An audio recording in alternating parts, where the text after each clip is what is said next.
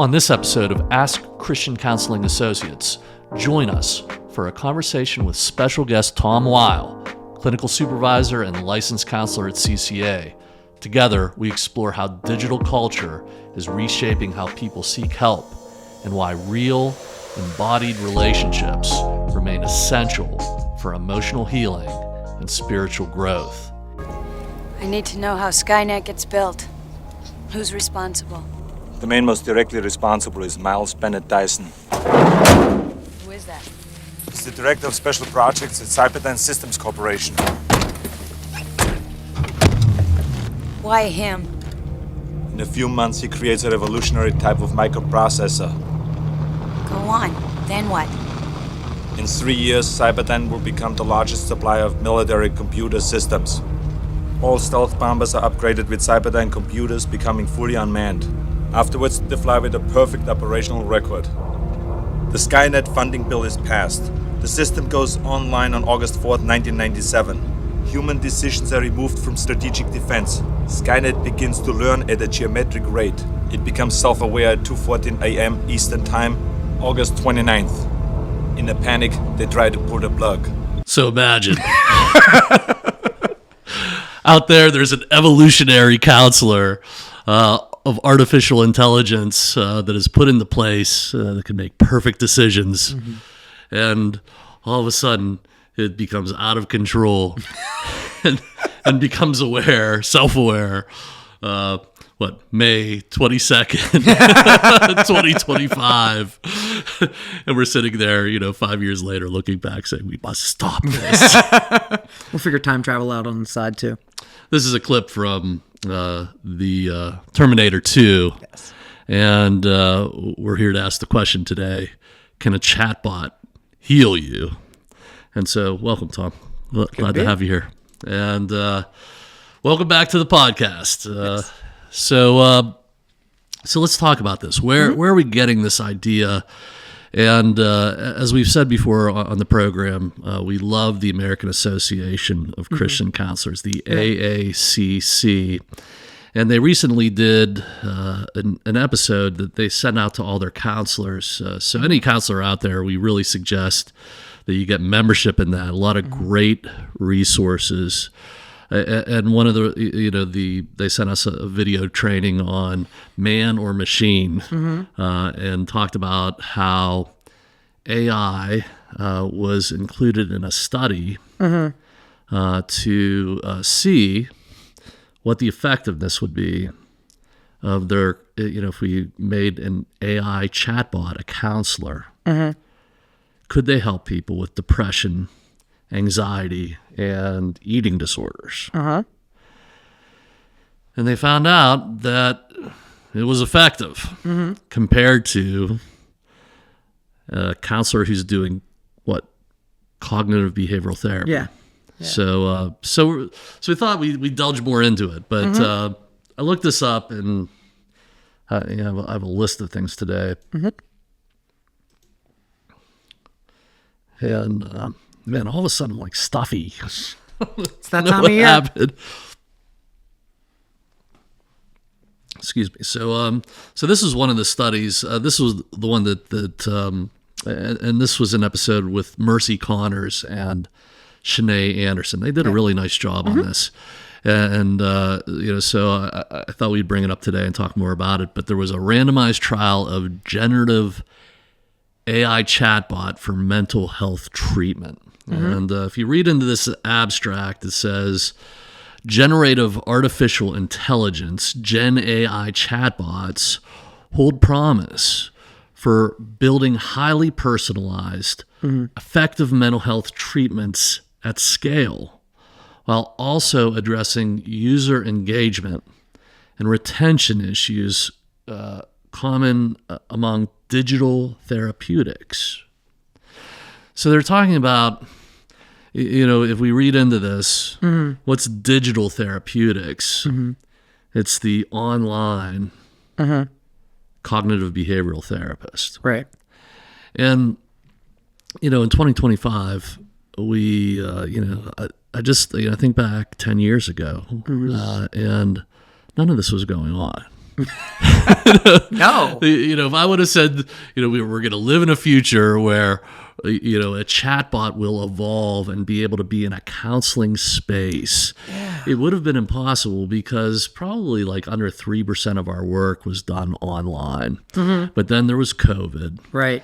And then all of a sudden, I would say, I don't know what, how much of your schedule is online.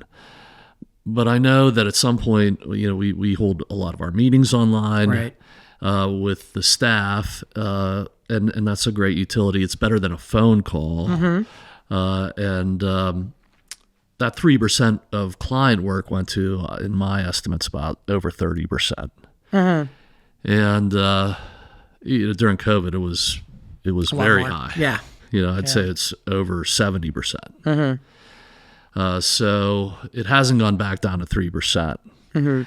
And then, along with COVID, you had the advent of BetterHelp and Talkspace and this big, huge advertising campaign to say to therapists, you don't need to go into the office. And I remember even being in places like the AACC and people getting up and saying, like, look, this is going to be the future. Everybody's going to be doing it. And I was like, I can't even imagine that this would overtake. I never took it seriously that people would choose a career to be online and see people. Yeah, but that's what's happened. I mean, there's a lot of companies out there that are competing in this space, big companies nationwide. Yeah. And they're able to be in this space because they're online only. And so that's what this is this chatbot is up against digital therapeutics, which is the online counselor. Right. With a cognitive behavioral therapy approach. So it says, continuing this, we present a randomized controlled trial, which is the top of the line of, finding out cause and effect, testing an expert fine-tuned Gen AI-powered chatbot, Therabot, for mental health treatment. So there you go. The chatbot is the counselor. And they go through methods. And just like Mercy and Shanae did, we didn't break down the study. Right. We're fully prepared to do that for any clinician who wants to come in here. But I think get bored to tears. Yeah, even most of the clinicians won't enjoy that discussion. But you can obtain these. But they tell you the results here, that Therabot users showed significantly greater reductions in symptoms of major depressive disorder at 4 and 8 weeks. 4 and 8 weeks relative to controls at post-intervention and follow-up. So what does that mean? That means the control group is I'm assuming is the ones that actually had the online counselor and a real person on the other side was the control group. So they compared the experimental group and the control group. So what you're seeing here is that they did get good results. And down here in the conclusions, it'll be interesting, when they actually pull that apart and what that means, because 4 to 8 weeks is a relatively quick counseling experience. Right. Well, I do remember back in the early 2000s with managed care coming in, and this was one of the what I would call collapses of the mental health system, where insurance companies said, "Hey, guess what? We should be able to We're in charge. We're in charge because we're paying for this, and we're getting this done in 12 sessions." Yeah. And all of a sudden, you had a lot of interest in people writing books and people presenting at conferences, including the AACC, to say that short-term therapy is now the future. Solution-focused brief therapy. And you had the solution-focused paradigm. Yes. Yeah. And a lot of what I would say within that, people took that model, which was a sound clinical model. It was researched. found effective. And you had people take from that and just, they were like giving advice. Like, you know what's really going to make you feel better? Here you go. And it was misused, just like everything is ultimately used or misused. But that was, now that's past. But for years, you had to, if the person didn't first have a severe mental health disorder, they were done at 12 sessions. Right. And you had to call the insurance company and justify more treatment. Yeah, but you had studies out there at 4, 8, 12 weeks saying here's an effect. So it was a bad time in counseling because depression didn't get here in 12 weeks. It doesn't go away in 12 weeks. But we had studies saying it was. So you have to philosophically think about these conclusions.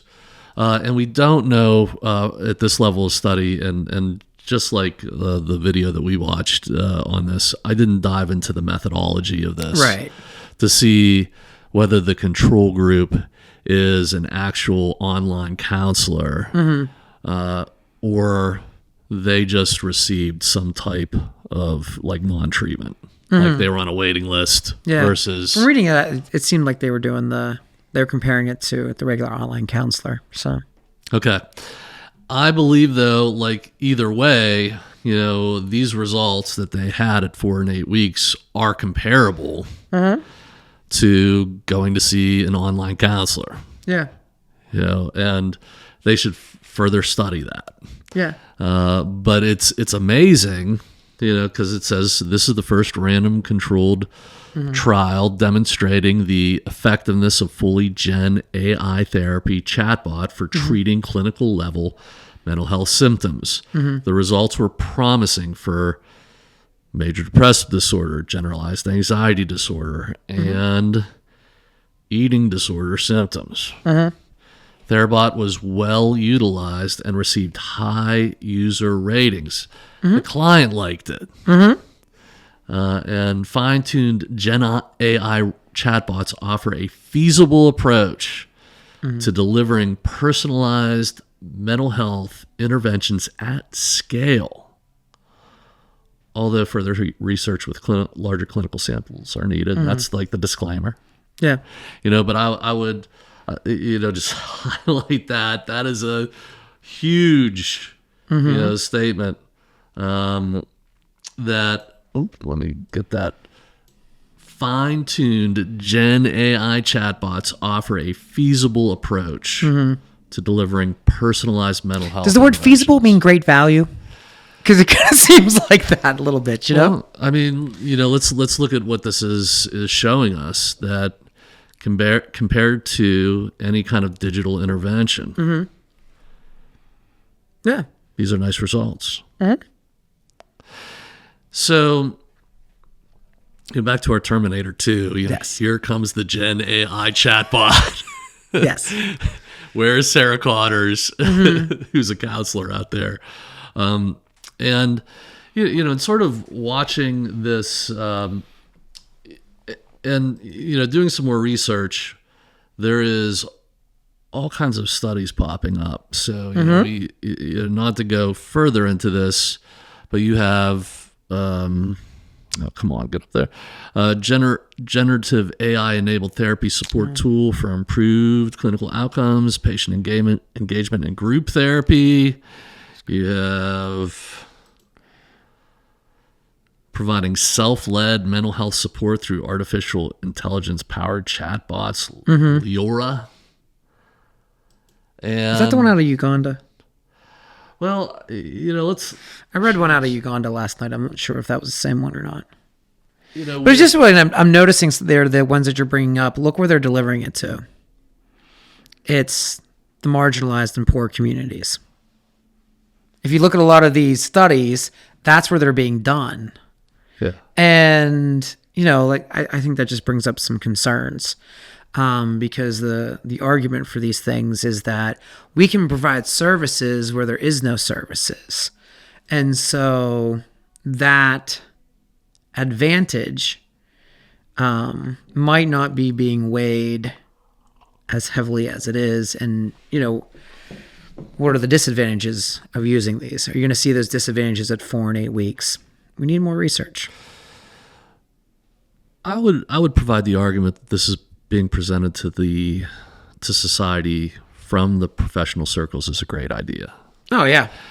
And if I was to summarize one of the themes that I saw in some of the presentations of professionals, not calling anybody out, but it was, we don't want this to replace us. And it was interesting to me, because that automatically comes to mind is Yes. you have a perfect version of a counselor, and we'll address that in a second. But then, maybe this can help the counselor. Like, if I have clients like forgetting things in between sessions, I can have the chatbot Remind them. help me.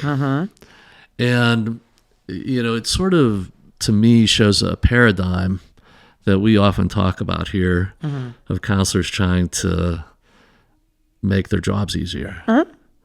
And that's what sort of gets us into this, is that, my life would be easier if I didn't have to leave my house. And You need to do that, by the way. you need to get dressed and leave your house. I think through COVID, it proved that was not a great idea. And you had plenty of people, and that was part of the scandal in the government, is we found out that people were not back from COVID, and they didn't want to come back. And it wasn't for the good of the country. It was for the good of me. Right. And you're always, I think in the Christian life, you're struggling with that. What I desire versus what God is calling me to do. I don't really get a sense ever that God is calling me to stay home in my PJs. I can't find a Bible verse that says that. And folks, maybe that's a little cynical. But again, this theme, and we know that not only do we have professionals watching this, we have our clients watching this and the general public. And I hope that people are becoming aware of this. And I don't know how much more of this, I have notes on this. This is happening everywhere. So this one's from the UK. This study evaluated an AI-enabled therapy support tool integrated into UK's Talking Therapies program. The tool assisted patients in completing cognitive behavioral therapy exercises between sessions. Results showed that patients using the AI tool had a higher attendance rate, fewer dropouts, and better recovery outcomes. And we mentioned before this one. Which one is the Lenora one? Let's just take a look. The self-led one. Yeah. Leora. This one looked at AI-powered conversational chatbot designed to support individuals with minimal to mild symptoms of anxiety and depression, and found that Leora offers personalized, discreet, and accessible strategies for promoting well-being. They endorsed it. And this one, let's see, is a systematic review of 12 studies on the impact of chatbots on various mental health outcomes. The findings indicate that chatbots are effective at improving conditions like depression, distress, stress, acrophobia. But they said that it needs more study. Some of this was weak as far as conclusive evidence. But again, it all points back to this one that is a randomized trial. Right. Nice study. So, yeah. And So we're going to go drive truck, Rich? Is that what's going to happen? well, I mean, we have a joke around here that Yeah. if I wasn't doing counseling, my next career, be I'd driving like to, truck. I'd like to drive a truck. Yeah.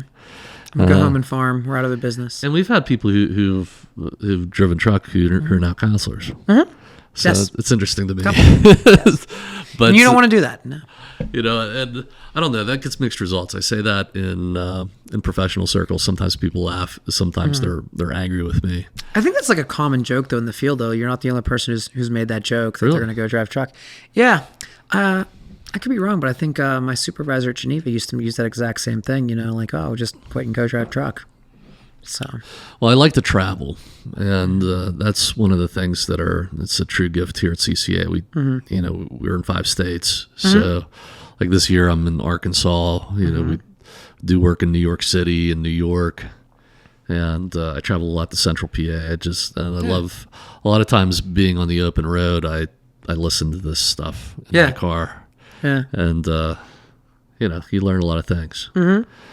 But so, I don't know if people really think this is a big deal or not, but I thought it deserved attention because, as we recruit counselors, a lot of people are like, do I have to come into the office? And that's been a debate over the last couple of years. And let me say very clearly, our intention is to be in person with people. yeah.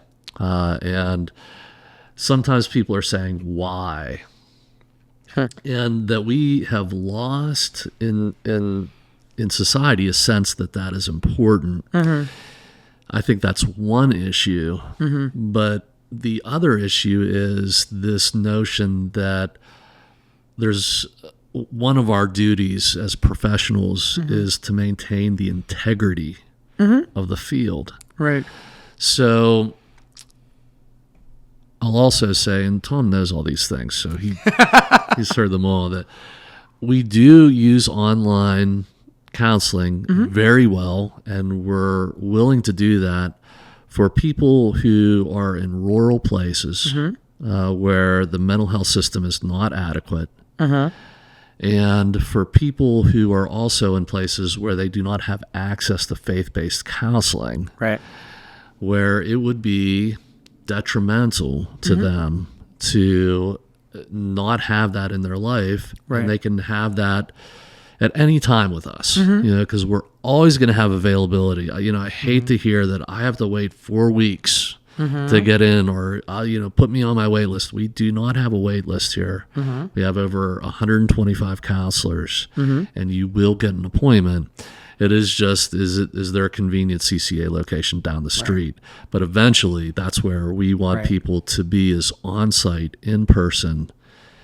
And I'll describe this in a second, but again, that is under debate, as people will say, this is an easy career move for me to launch a practice and stay, as I don't have to handle the overhead of a building and pay gas, and my family can be in the background, and I don't have to wear nice pants, like all those things you right. like, I can have like a gym off to the side. Yeah. Do some. I just need a sets. little corner. Yeah. And there's so many advantages for the counselor. But the one thing that we would have to acknowledge is that 30% of the sizable of the therapeutic effect, and this has been studied, and it's reliably randomized trials, shows that 30% of how this intervention works is through relationship. It's the therapeutic relationship that affects you. And so it's the bond that you have with a counselor that helps you. Right.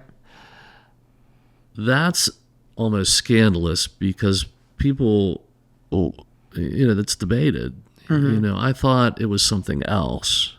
Or if that's all that it is, if it's relationship, then I should be able to get that anywhere. Or I thought it was the best I could do is a medical intervention, or I thought it was some kind of technique. But really, if you take that 30% out, you're taking the largest chunk of effect out of the process. Right. So, in my mind, where this debate really heads is, I can have a relationship online. Right. And you're having professionals in the field guaranteeing that. If I was to say, like, obviously, if you're struggling with a significant problem, you want to have the most effective treatment. And if I'm saying, well, come online, Right. it's the most effective, then I'm guaranteeing that that I can have a relationship.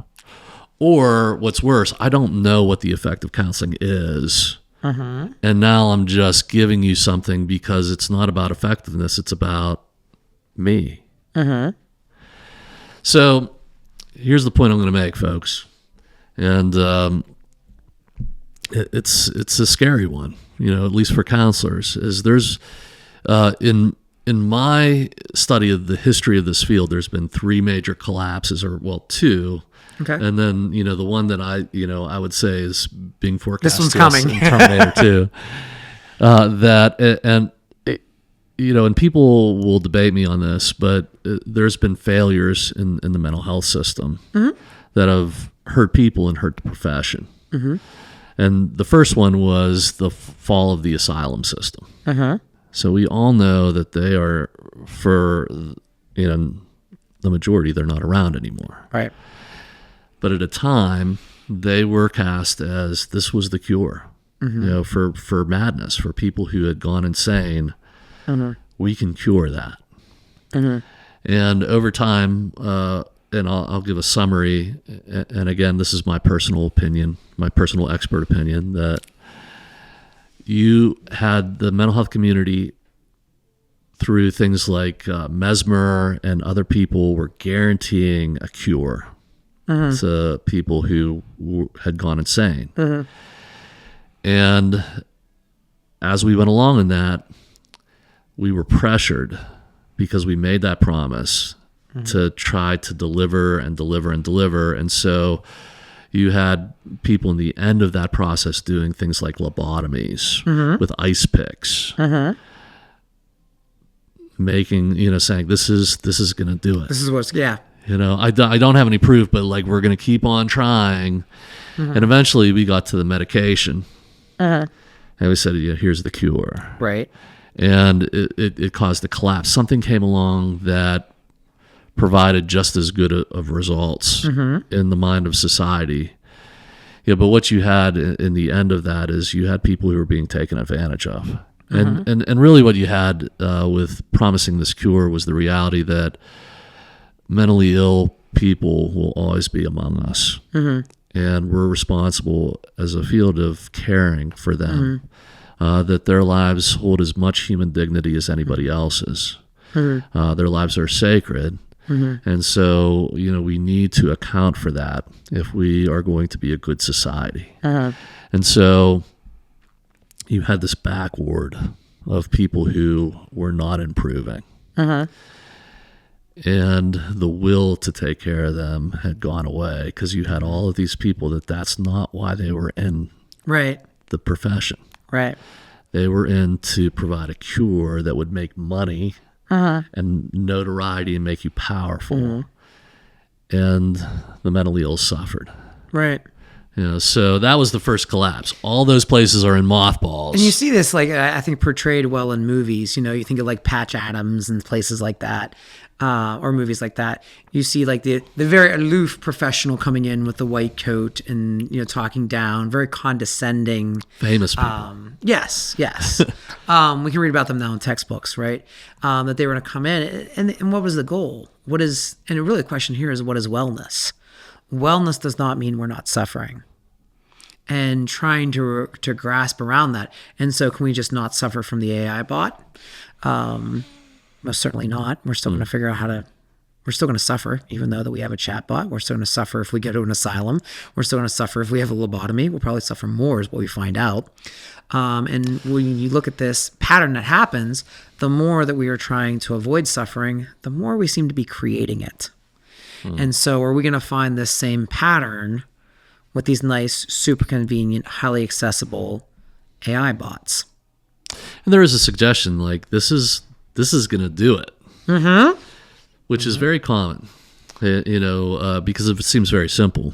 I talked to this chatbot, and I'm going to find a solution for this. So, that gets us back to the chatbot. And there's one in between, that I already mentioned was the insurance companies in the 2000s. Things had come to a head, and that debate's not done. That you had counselors out there bringing people into therapy forever, Right.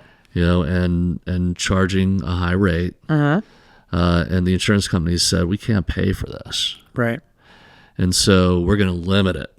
And it closed down practices, all kinds of things went out of business, and people were, the professional community was like, how did we get here? Well, the field said, this is not worth it.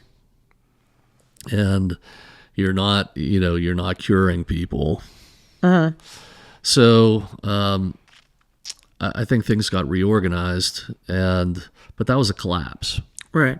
And there's plenty of things out there that miss the mark. You every couple of years you have a new fad. Right. To say this is how you're gonna make it. Yeah. And society loves it. But then you're sitting back and you're saying like, wow, like things are really not getting any better. And there's people out there, smart people, who say, you know what? If we paid for this or didn't pay for it, it wouldn't matter. And that's what you had going on in the early 2000s. The thing that stopped that eventually was Obamacare. Right. Yeah, that changed everything. So there was a statute that put mental health on par with primary care. Right.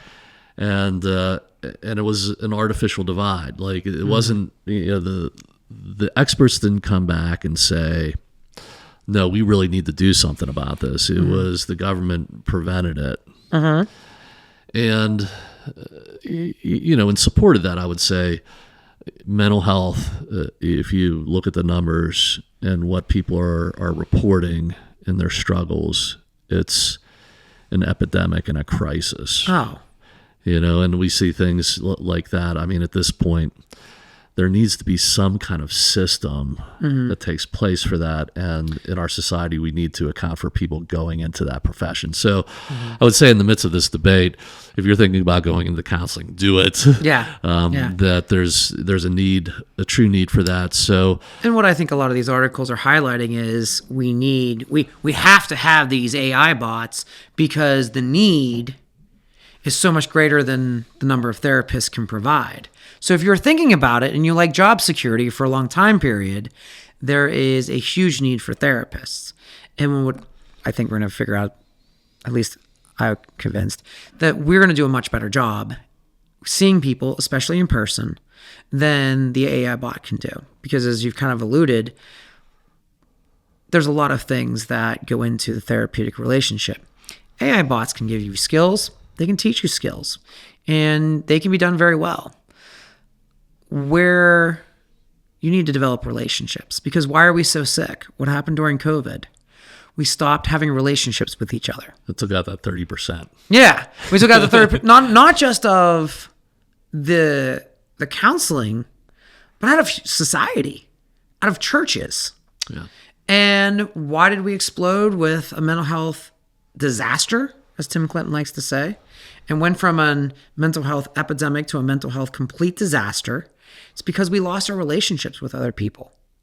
And it was the socially responsible thing to do to stay at home. And, as the 2 weeks to slow the spread turned into 2 years of draconian nightmare that, from a mental health standpoint that we went through, because we are hardwired to connect to other people. If you look at some of the most respected people who are doing work today, one name is Dan Siegel, who stresses interpersonal work at a high level. Kurt Thompson, who is specifically Christian in his approach, stresses relationship being at the core of what we have. And so maybe an AI bot can say, like, we're going to measure your social interactions for the day. But after that, you got nothing. Go ahead.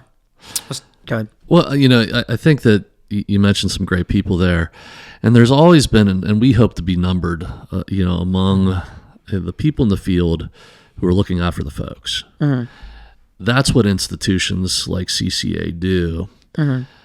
Among a profession where there's a lot of people doing a lot of things, but there's a lot of profit centers. Now, let me make it clear: we're a business. We need to make a profit in order to pay the bills and pay the staff.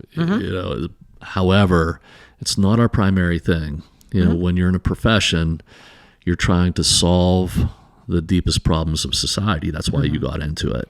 And then you trust that the resources will be there if you're truly addressing the problem. And so the problem that we're trying to solve is mental health and addictions. And we believe that we have a method for that, and it's important.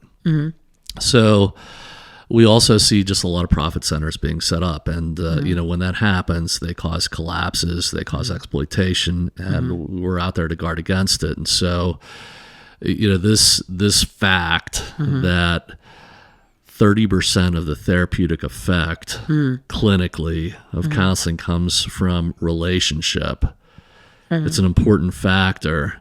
And that you shouldn't undercut that unless you absolutely have to. And it provides a problem for people who want to go into online-only operations. Those institutions are not here to serve the public. Right. They're here as a profit center. Right. And it's very easy, and they make a lot of money. And the public sort of likes it too. It's convenient, and people are telling themselves like, hey, but the collapse that I see coming, and like what's reflected in these studies, and long way around to give us time to think about this, is I believe that both the insurance companies and the public are eventually going to say, why am I going to these online operations when I can get this other places for less? And they're going to look at the money that they're spending on this and decide that it's not worth it. So, I predict, the future that's coming, Terminator 25, is that we're going to see that this study is true, that the AI bot is as effective when you drop out that 30% relationship. And when you compare it to an electronic therapeutic, the AI bot does just as good or better. And you have a lot of people who are sort of thoughtlessly sort of jumping into this, providing a cookbook cognitive behavioral approach. They're not really looking to go all the way with this. And they're doing what's easy to be in a profit center. And we've seen this happen in other professions, but I think eventually, the public could say, yeah, I could sign on to a chatbot for $5 a month. And Highmark and UPMC is going to say, yeah, you know what? We can return investment to our clients and to society by cutting this. Right. And you're going to see a collapse. I think that's what these studies start to suggest. And it's scary. It's not, AI is not here to help the counselor. It's here, I think, to show us that here is another, history is repeating itself in the mental health field. You have a lot of people out there who are not out there. Well, I think some of this is, and when you're going to see some of the long-term results, this is going to be a lot of, I think it depends what you come to counseling with, really. So if you want to say, hey, I have a fear of elevators, because you know how many people I've treated with a fear of elevators over my entire career? 0. But you read about them in the counseling books like all the time, right? Like, here's what you do, and here's the things. If it's something that is very behavioral in nature, with the amount of information that's in front of you, if you are a highly motivated individual, you don't even need the chatbot.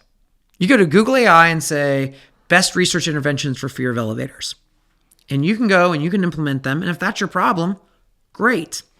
What I noticed is last night when I was playing around on Google Scholar, I tried to see if there was any AI results for marital or relationship counseling. And I found 0. Whoa. What does that mean? That means that there is a component to certain types of counseling that this thing isn't going to be able to touch. You can't even fool it. Right. Like how are you going to be in a counseling session where you have two people arguing back and forth and the AI bot's going like beep, beep. I don't know, what's it going to do? It can't How are you figure going it out. I still do some of this, but like co-parenting counseling. Yeah.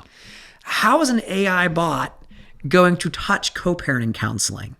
It won't. Yeah.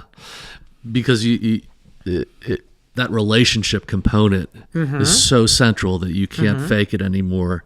That would be the point I want to make. And so there's these other things that are going on. There's a lot of crisis around this. I can do relationship and I don't have to physically be there. Right. It's the mask. We talk about that a lot here at CCA. And we're trying to encourage our clients to put down the mask, to be real and authentic with us so that we can see what's really going on. And, kind of preparing for this, I remember when I was in grad school and, we had our little triad supervision and, much respect for the person I did that with. And like, she was just really struggling. She goes like, this is all a role play. This isn't real. Like, what am I doing here? Like, am I really, I'm not helping this person. Is this how it's really going to work? And going back and forth. And we struggle with that for a role play. The idea here that we can engage in some type of, counseling and that the authenticity part, even the online counseling, I remember during COVID, we were all sitting there going and we had a circumstance where right at the beginning where, what was it? Those were the days where we had to wait like 3 weeks for a COVID test to take back. Oh gosh. And yeah, it was terrible. And it was like, don't take me back there. Yeah, I know. Like we're all having like PTSD like triggers and stuff like that. But, it was like a week I had to like stay at home to quarantine. And when I got back, my clients were like, yeah, we weren't open and honest with you when we were online. Like there was just like this, and I didn't prompt it. I didn't ask it, but they were like, we want to come back to the office as quickly as possible because like there's this barrier that exists there. It's not even a real person on the other end. Like how much you're going to pull that relationship out. Yeah, you can handle some of these small behavioral interventions. We can empower. And like I said, you don't need the chatbot. You can do Google AI. You can do ChatGPT. Christian Counseling Associates is ready to serve you, providing a wide range of counseling services. Christian counseling is accessible to everyone. We serve both Christians who want their faith integrated into the counseling process or those holding any beliefs or attitudes towards spirituality. With many years of counseling experience, our counselors are professional, licensed, highly trained, and rooted in their commitment to their church and communities. CCA is able to provide a full range of clinical counseling services. For more information, visit our website at www.ccawpa.com. Yeah, so there's this thing that happens. We've seen it before that the counselor is feeding the person like a workbook of like 12 pages of stepwise things, and the counselor is telling themselves like, "Wow, this is worth like a full session of pay," and we're looking back at them saying, "What are you talking about? This person can Google this." Yeah. And it's a form of exploitation because that counselor is not treating the client like they could go and Google it. Like maybe they don't know that you could bring up cognitive behavioral therapy for depression online and do it yourself. If that's the way that you're going to interact and the intervention that you're giving the person, it's devoid of relationship. And, just like, you're here today, and I sort of was thinking about this as I was walking in the Allegheny Forest yesterday with our Du Bois team. So our Du Bois region pointed out to me yesterday while we were in a pavilion and we were doing a cookout with them. And then we had a staff meeting there, and without going into our organizational secret ingredients, we were doing a team building exercise. And, first, being in the Allegheny Forest, I was like a whole different person. Yeah. It was different than a lot of the meetings that we have, and it brought up feelings to me and thoughts in my mind that were just very strange. Like, why is this in my mind? But they pointed out to me that 1/6 of Pennsylvania is the Allegheny Forest. Really? Yeah, so if you go up north, that's all that it is forest, and we were talking about how people get lost and you never see them again. And you had that sense of God's creation. Yeah.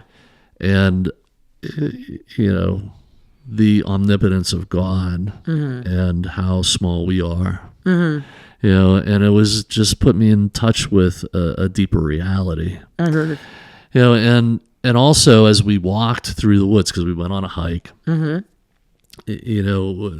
was having people take the lead, and I was always walking in the middle, and we were talking about things, and people were just talking about things, including like, I don't like being in the lead, that just never would have come out in other ways. And I just really appreciated, what had occurred naturally by being in relationship in person.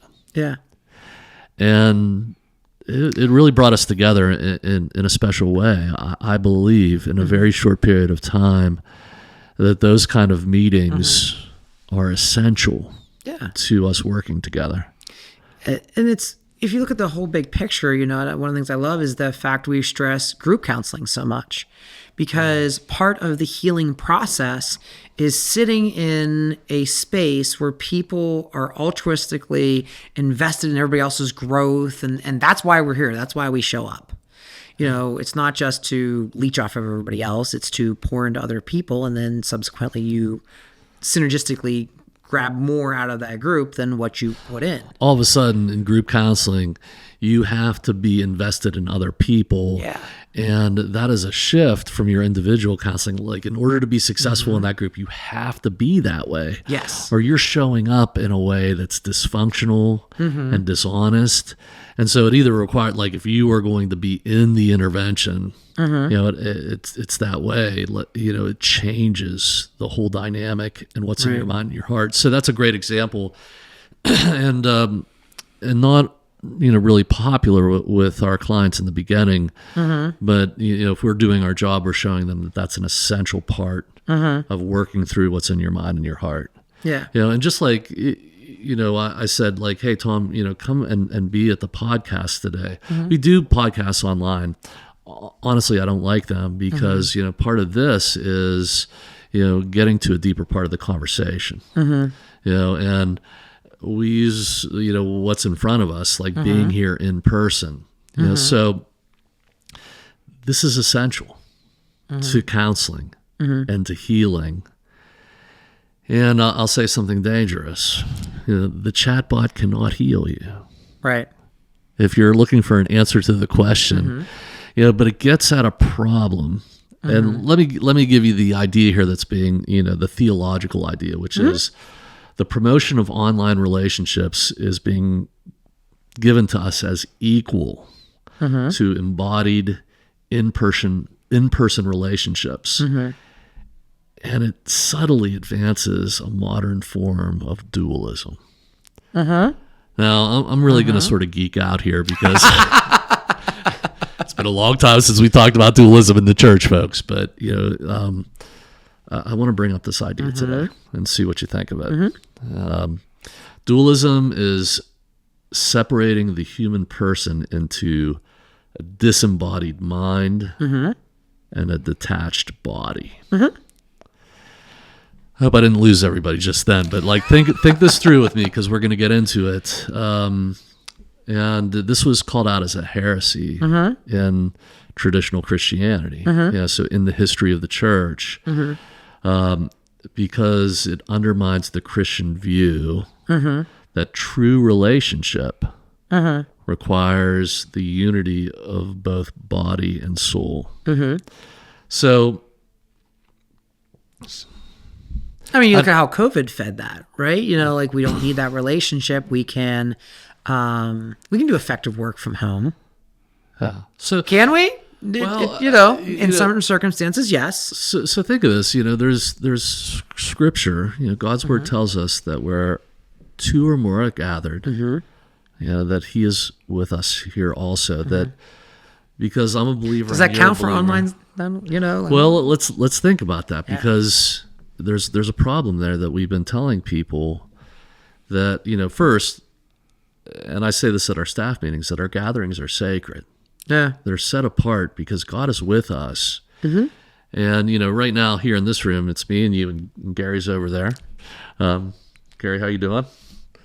Doing good. Okay. So, and so that truth, that we need to know that that it's a transforming truth that God is with us, and so we've been told that we can do this online, and what's it saying?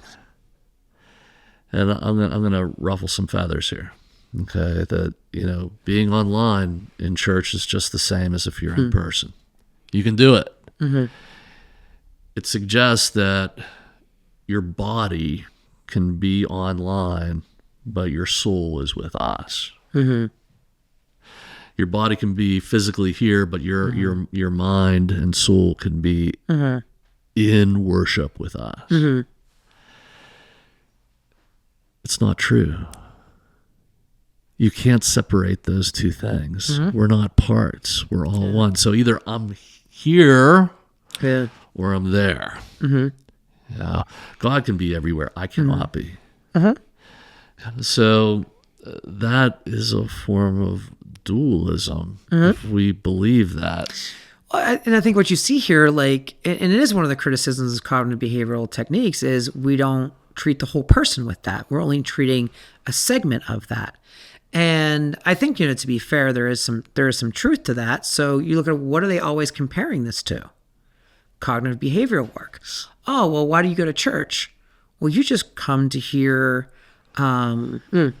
great preaching, and you can come in, consume what is there, the content, and worship, and sneak out without ever seeing another person. There's no relationship there.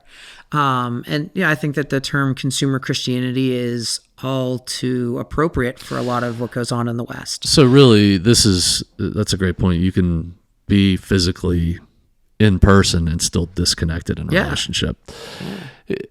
And so online just allows you to do that to another degree. And why do I don't need to go watch it live. I can just go watch it later on in the day. You know what? I really like just watching this person out here, and I have my favorite pastor online, and that counts. Wow.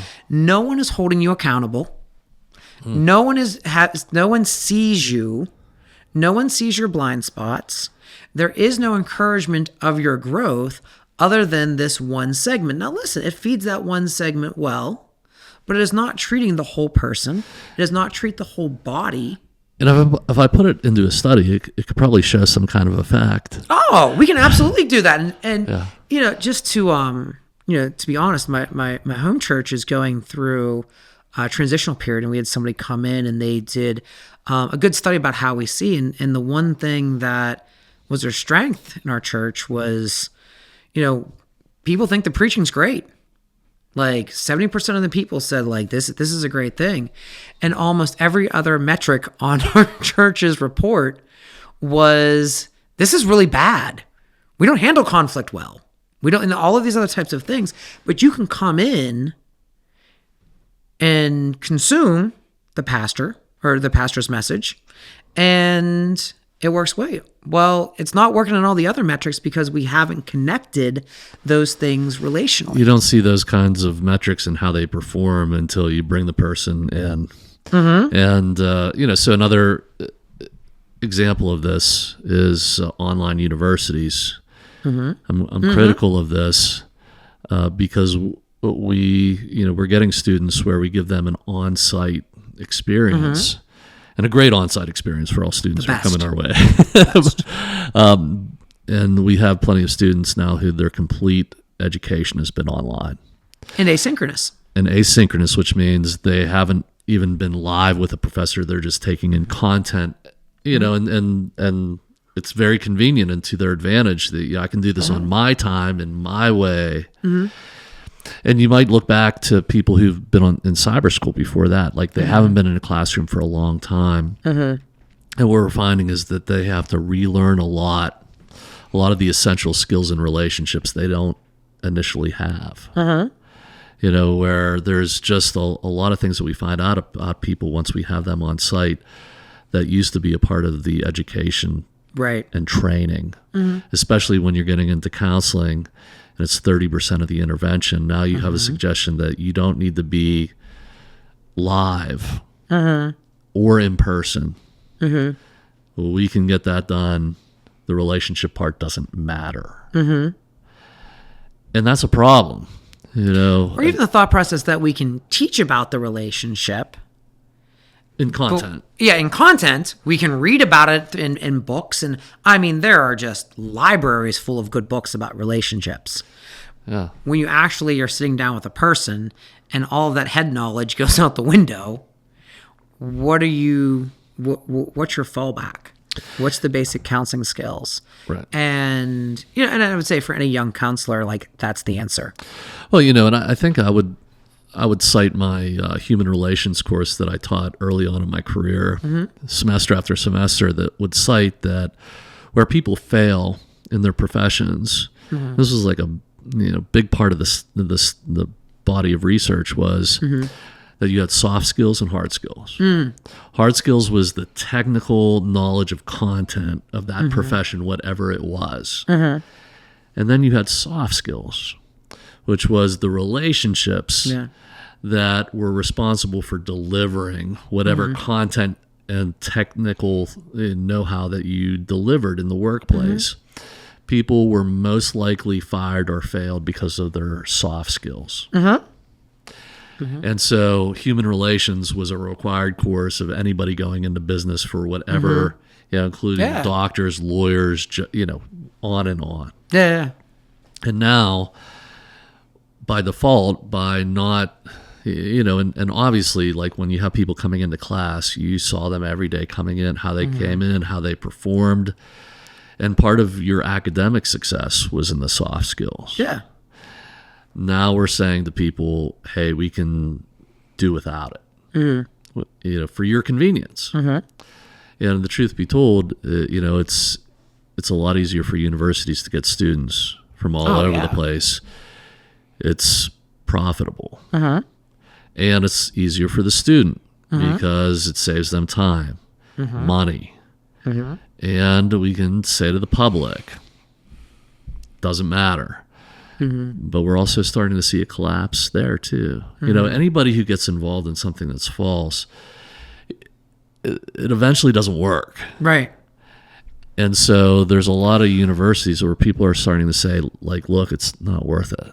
Yeah. It's not worth it to me. I'm going to go and do something else and have a bigger impact if this is all that there is. Right.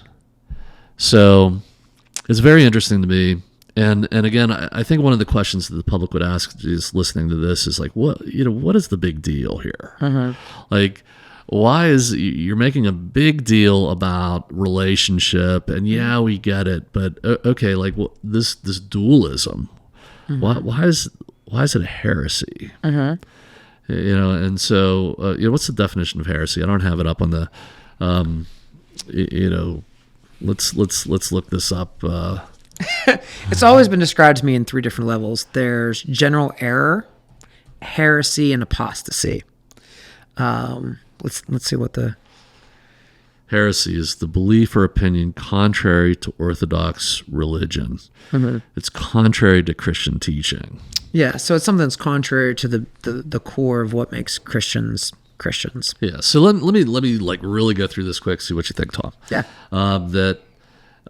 In Christian teaching, dualism refers to the belief that the spiritual and the material are not just distinct, but opposed or irreconcilable. So that didn't help me when I was looking at this, but you have things like Gnosticism and I can't even say this, Manichaeism. Yeah, there's two of them that are similar like that. Which devalue the material world. seeing the body as a prison for the soul, and elevating pure spirit or knowledge over the embodied existence. Now, you really have to think about like why this is bad. Because you'd be like, what's the big deal? Like, why were they kicking people out of the church over this? And they were. That Orthodox Christian belief affirms that God created both body and soul as very good. We're told that in Genesis. And that they are united in the human person. So let's take it a little bit further. We have the incarnation of Christ. That God comes to earth and takes bodily form, becoming Jesus Christ. That the Word became flesh and dwelt among us, John chapter 1, verse 14. And that salvation and relationship are embodied realities. Christ touches the leper.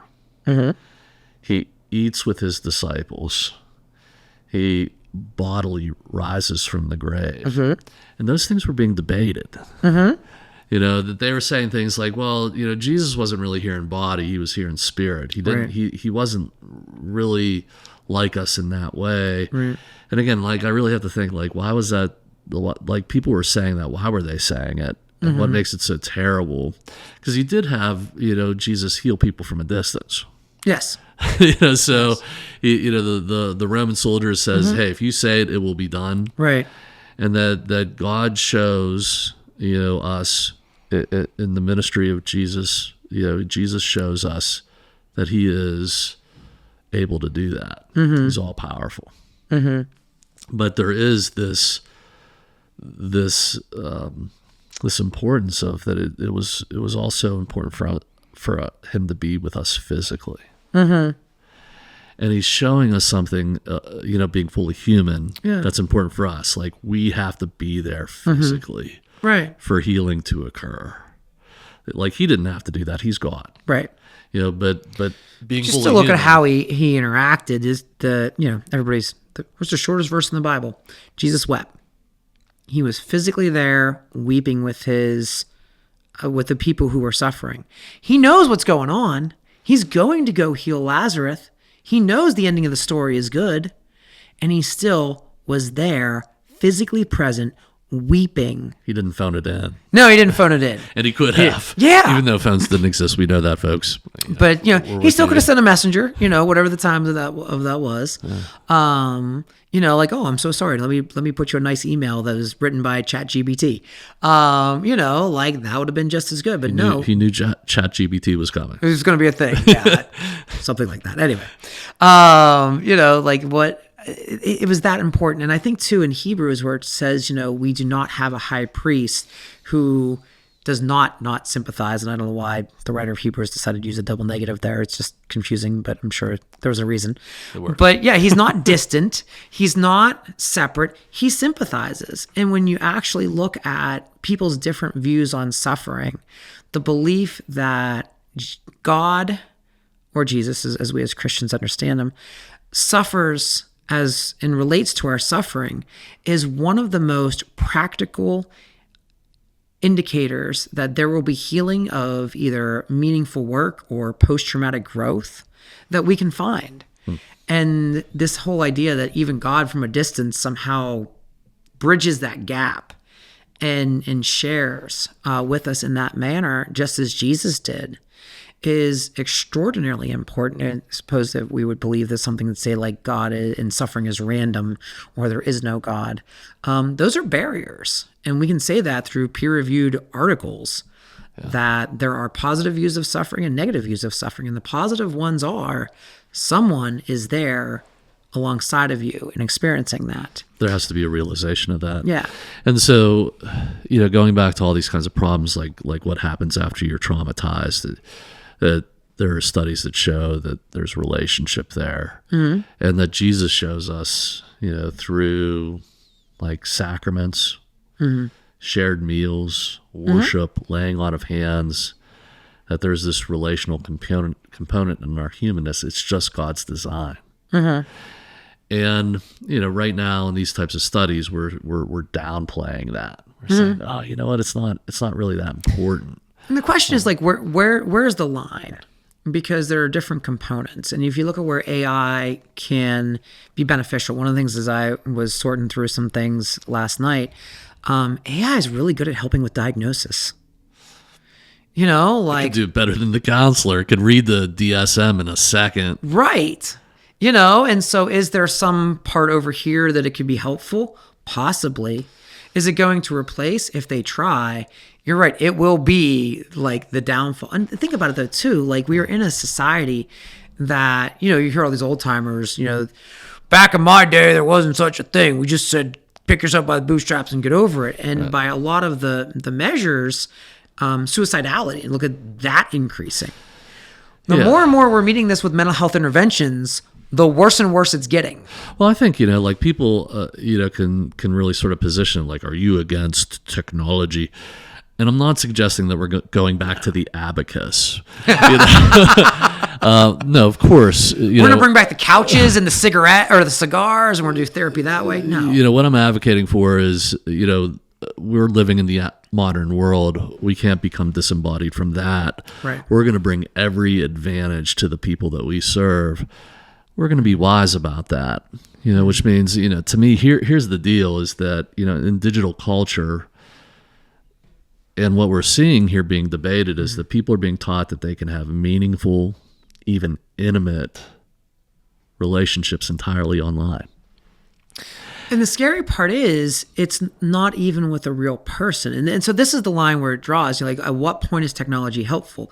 It's helping with information. It's helping with organizing information, and all those types of things. But when it gets to the point of the relationship part of healing, when we start having chatbots faking that, when you're faking a relationship with a person in a digital way, I think pornography has taught us for a long time period that's a bad idea. Yeah. And there's just too much congruency with the idea of the therapeutic relationship with in a digital world without a human. That matches up with pornography way too much. And reading some of the things, they were like, this is great. You can access all of these, you know, chat bots, whether it's Ash or the couple that you had, and you can do it at 2 a.m. And I'm going, I don't think that's a good thing. It's not. And, you know, again, it's like, well, why can't it be? Like, why can't we just be in fantasy? And you have, you know, in the modern world now, people saying, like, just live a fantasy. Mm-hmm. You know, but it does get into this dualism, you know, going down our, you know, geeking out road of theology. Again, I never thought I'd be talking about dualism in the modern world, but it divorces the mind, consciousness, from the body. You know, that is the clear definition of dualism. To say like, hey, I don't have to be in the body. It's bad to be in the body. Let me just have my pornography, you know, and I can be in relationship there. Nobody gets harmed. Right. And you're saying, no, you are doing something that is apart from God's design. Right. You know, he wants us to be physically present. He's not calling you into pornography. So this online only relationship, like if it was pornography, is a distortion of how we were designed to be. So while technology can support or supplement a connection, it cannot replace physical presence. Right. We've said this many times, but let me say it again. If I said to a married couple, hey, this is great, you know, you can live in Philadelphia and your wife can live in Pittsburgh and you can see each other online, and hey, we'll even, you know, let you visit every once in a while physically. Let's do it online. It's going to be great. Yeah. You would have people say, like, I don't know if I can do that. Now, I think, you know, honestly, like we get to that place. Right. Or we say like, hey, we can just be online. And it'll be just the same as if we were living together. It's not real. Right. You know, it's a distortion. And, you know, because true relationships involve shared space, time, and physical experience. Right. It's part of what makes it real, and whatever is in your mind and your heart, the psychology of it, that's where it comes out. And that's part of why we go from individual to group therapy. Yeah. And then, we say, like, look, even in group therapy, our desire for you at CCA is eventually to make it into doing the same thing in church. That this, let's put that all back in that physical reality where you're dealing with this. That's the most healthy place. It's the most real place. Because, we are, without that, we could say, like, we can deal with your mind here and not, have a physical reality of what's going to happen to you in the church. You don't have to physically be present in church. You don't have to physically succeed there. You could succeed here. Right. It's just the same thing. It's not really. No. And we have people here to say, like, I don't need to go to church. I don't need to be with them. I'll just be with you. And that's always it's the argument. hard part. And I think that's where, there's always a trade-off. And, one of the things, like nutritional interventions, if you look at your diet, there are 3 aspects to a diet. Either you can be fast, cheap, or healthy. You get 2 out of 3, right? You can either be cheap and healthy, but you can't do it quick. You can be quick and healthy, but you can't do it cheap. Or you can do quick and cheap, but you can't be healthy. Yeah. And you look at all the buy-in here. So if you want to make this quick, easily accessible therapy, you're going to disconnect there somehow. And where's the relationship? We can't put relationship in there all the way. To be honest, it's not the mental health field's job to do that. It's the church's job to do that. If you're going to have an addict who's struggling at 3 a.m., there's no counselor to call. I'm in bed. I'm asleep. Don't call me. But there are people in your church that you're supposed to be leaning on to that point, which, the underlying part there, and I think whatever times I've read about the chatbots and doing therapy, there's this like panic feeling amongst the mental health community about like, you're going to lose our jobs. I'm not worried about that. And to be honest with you, if they were effective and they could put me out of business, fine. I'll go home, I'll raise cows and hay and crops and be completely happy with that. Yeah. It's not going to do that. That's funny that there is some worried glances from the mental health. Oh, yeah. industry. They're all like, What's going to happen? We have to head this off at the pass. Yeah. I will find a way to be altruistic and serve God another way. Wouldn't scare me in the least bit. And that's why the whole thing doesn't scare me. I mean, like I said, like there is room. We have to realize that the technology is going to come with us, and what are we going to do with that? Well, what I would challenge people is, be physically here versus online. We've had clients who want to meet on their cell phones, and they're suggesting that the counselor can meet on their cell phone. And I want you to compare that to being, physically present. And the kinds of things that happen. Just like I had to travel 2 hours to go to the Allegheny Forest for our Du Bois meeting the other day. It was really a profound time that I won't soon forget. We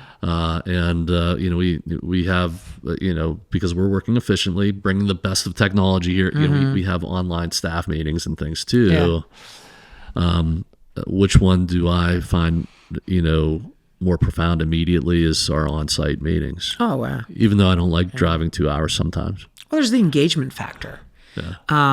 And in order to have anything to be effective in taking it seriously, you have to have that engagement. And I think when you start continually stressing ease of access, yeah, I get the argument. Like, well, we're going to provide this to Africa who doesn't have mental health services and stuff like that. That's what we have to do to start out. Yeah, and okay, like I see that, but also I'm going like, we're giving the cheap version. Is that really what we want to do to like marginalized communities or else like this? Like going through the PhD program, like ethically we're not. And by the way, just to tell the folks, we are in person in Africa. Yes, we are. We're not calling it. Yeah, no, but because I think we're in person there because that's what these people deserve.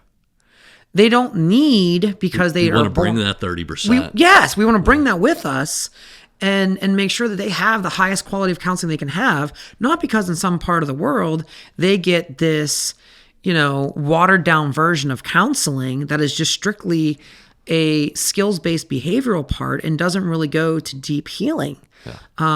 So Tom is part of our African team.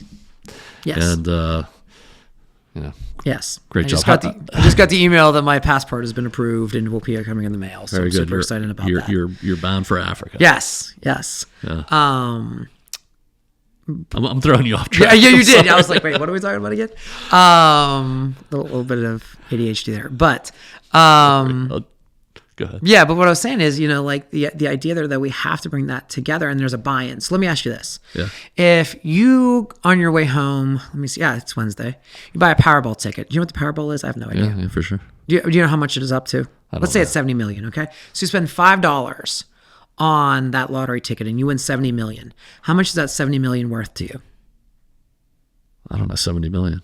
No, it's worth $5. That's all you put into it, right? So you look at the whole therapeutic process. We're making it easy and convenient, and you can access a chat box at 2 a.m. What are you putting into this? What are you going to get back out of it? Yeah. As opposed to if you look at somebody who had 70 million from, the startup business that they had, and they will defend that with their life. Yeah. As opposed to somebody who spent $5 and had it. So there is something to be said for the efficiency of counseling for how much you put into it. Yeah. And the more that we can, and there's always that balance there. You don't want to require so much of your clients that it's an obstacle and they don't want to come in. And I think that's, just scheduling and stuff like that, people's crazy lives and, it's just easier to come in for online counseling. Yeah, I get that compromise, but let's just be honest with it. It is a compromise. That's interesting. In that metaphor, you're saying like we're just devaluing the whole thing. Yeah, and it's making it worth nothing. Yeah, and even there for counseling. Well, I don't like that counselor, so I'll just find another one. Yeah, and how long until you put it in? And calling things what it is. The people come in and don't have any copay or deductibles. Yeah. Sure, I'll come in here and chat with my friend for years on end because what's it costing me? Well, it cost me time, but I enjoy it. I walk away feeling happier than when I came in. But where's the responsibility to take on my own skills and make my own relationships that are difficult and require me to be vulnerable? Well, I was looking for examples of trying to say is this, what was the consequence of dualism that got the church in an uprage? And they were saying the same things. Yeah, I'll say modern Western Christianity is it's not because of dualism, but it's like a practical dualism. Well, they're basically saying that the physical world didn't matter. Yeah. And so there was very odd things that happened, like marriage and having kids. Mm-hmm. By these groups were saying, it's not important. We're not going to get married. We're not going to have kids because, us physically doing that is not a value. Mm-hmm. We're not even, we can be physically or spiritually present somewhere else, and we should focus on that. And and they were also devaluing going to church. So they said, we're not going to take communion together. We're not going to do that. Mm-hmm. And the church just basically said, you guys are wrong, and you're not being Christian. Right. And there was an uproar, and a lot of people were kicked out over that. But you did have this kind of thing to say, we don't have to physically do these things. Mm-hmm. It doesn't matter. And the church was saying, oh, yes, it does. Mm-hmm. That you have to be in the physical world, and you have to do things, and you have to do them well. Right. Or you're demonstrating a part of you that you can't separate. That if you can't negotiate a family and take care of children and be part of the church, it's bad. Right. And the people who are caught up in this dualism were saying, no, it's not. I'm holy. Mm-hmm. I don't have to be physical. And so it's sort of like a weird thing because you have reflections of this. It's not exactly the same, folks. We know this. We're talking about what happened in the 1200s. We don't have the ability to go back there and be like, what are you guys doing? But here we have, this idea that we're all of a sudden competing with chatbots who are sort of beating us. And we're saying, well, we thought it was the same, that you didn't have to physically be there. And now all of a sudden the rise of AI Terminator is coming. Which, we kind of joke around here about AI Terminator as being the end result of this. That's not the one. That's not the movie that worries me. It's WALL-E with the big spaceship on the sky and everybody walking around or in hover, things on that ship, and they have the screen, and the one scene that like the lady like falls off her chair and falls out of her screen, and she goes, "We have a pool? I never knew we had a pool the entire time." People are so out of touch, and like, and there's that idea of like, oh my gosh, like a real relationship. And if you look at this, the idea of the devaluing of relationships, I think it comes at families and how we've devalued the family in this society. Thinking about what do we do as parents, right? And if something's wrong with the parents, the modern thing to do, well, it's the school system's fault. The school's failing. No, that's your job. Way back in the day, if you failed a test. Controversial things that these are like physical realities. Yeah. Well, so we're called Ask Christian Counseling Associates, and so we want to ask questions, and so let me run these by the folks, and here were some of these questions that we came up that we're talking about today. First one: have you ever felt like your real life is online? While your body just goes through the motions. Second question, do you think it's possible to truly know someone you've never met in person? Why or why not? We talked a lot about that today. It's interesting with online relationships with that one too, the people who have never really met and then are making the marriage work afterwards. That's a wonderful question. The generation coming up is highly reliant on social media to meet and to do that. And for some part, that's where they first, a lot of people are first coming to know each other, but they're not planning to never meet up. Right. There has to be a physical reality there. Yeah. Okay.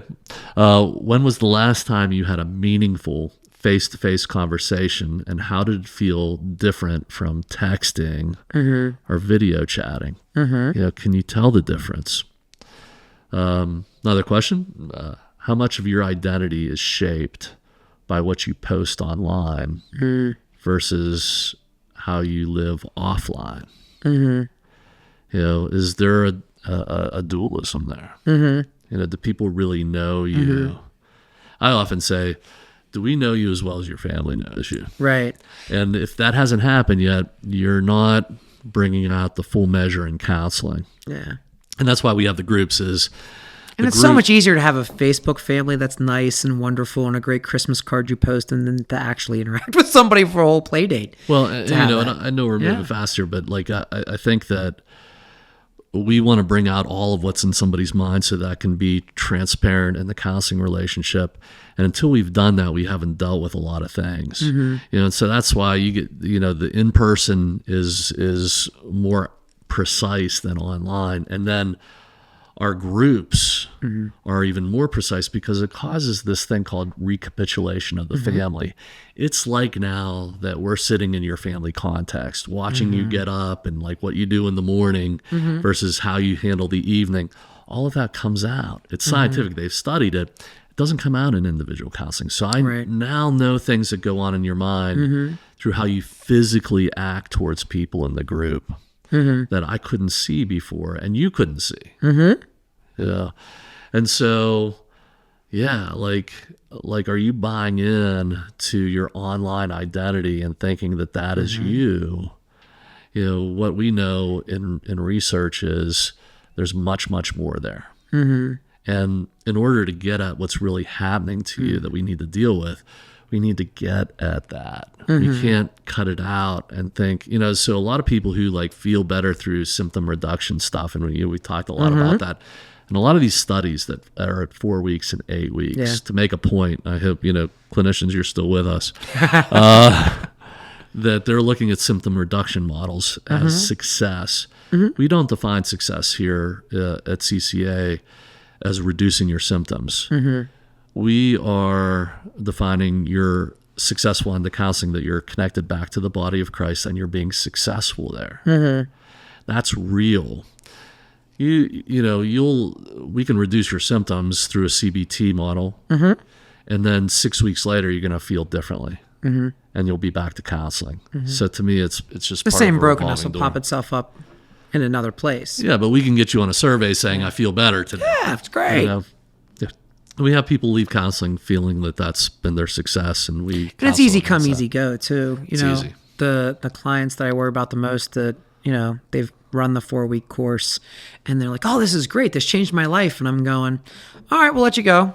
You do have my number, right? Because I just don't have a lot of faith that that's going to be a resilient, positive change and growth. Right. We just shoved it down somewhere. And if you're doing that with a counselor out there and listening to this, you come here and we really want to get to the heart of the matter. Or if you've been here before and you were here to try to get some advice out of one of our counselors, or just we're waiting for a time to feel better, and now you've really figured out genuinely that you're in the same place. Come on back. We have more for you. There's more in what God's plan is for you in really dealing with this. So yeah, there's that disconnect. Okay, other questions here, that would be sort of more theological. What does it mean to be fully human? Can you just be online? Is that really you? Or is it more that this body, mind, and spirit is all together? And how does that, how does technology challenge that idea for you? And so we see a lot of people with, scrolling social media, looking at images, and they're challenged to say, you're supposed to be like this, and all those images on there are false. They're like airbrushed. Yes. So we have a lot of girls and young women, as well as young men, thinking I need to achieve that, and it's really impossible. It's not real. And it's very sad because I'm looking at the same social media, being like, wow, and there's this such is a really danger alluring. with that, oh, look, I have positive ratings after 4 weeks. I've fooled ChatGPT. I've fooled the chatbots. 300 people have liked it. I've got less on my rating scale here. I must be better, and you're not. It's that same kind of fake health. Yeah. And so being into your physical reality is part of what your mind needs to do to recalibrate and get a sense of your real wellness in this world. So yeah, there's plenty of questions that we're going to get to, and the one that we asked today is online church still church? Is online university still university? Is online counseling still counseling? Because what we're finding out today, I guess, is that, in man versus machine, or can the AI chatbot heal you, that if we say online counseling is still counseling, we might be out of a job. And this whole thing might collapse, and it should. Because what we've said today, folks, is that counseling is really not online counseling, because a big chunk of it is being physically in relationship, connected that way. And so that's why Tom is here. He came an hour today to meet, and that's why I was going 2 hours yesterday to get to the real heart of it. It has to be real. Right. So there's a problem there. And again, I'm not going back to the abacus, or I don't want to get rid of my car and pull a horse cart carriage or something. We're not going back, folks. AI is going to be here, but we can't let it dictate what reality is to us, or we're going to get to a place that's sick, or it's just not going to work and it's going to collapse. That's, to me, what's in these questions today. But folks, if you have more questions for us in this, or you'd like to participate in these questions that we've asked, I hope that you'll send that into the email. And Tom, I really appreciate you. As somebody who's an expert in academia and an expert in counseling, that you've helped us ask these questions today. Pleasure to be here. So I guess, always ask you to say a prayer for us at the end. Would you pray for people who are struggling in the modern world and asking, can we pray for people who are struggling because we're trying to sort it out? Like, how do we use online effectively? And when is it time to be real? Yeah. Well, let's pray, please. Dear Heavenly Father, I just, first and foremost, thank you for all of the technology that you have given us, that this is, truly speaking, one of the best times to be alive, that we have so much at our fingertips in terms of goods and services and knowledge. And Lord, we know with all of that access that it is your providence that oversees it all, but we also acknowledge that the enemy also sees this as opportunities to come and to steal and to give us counterfeit versions of what you would have for us.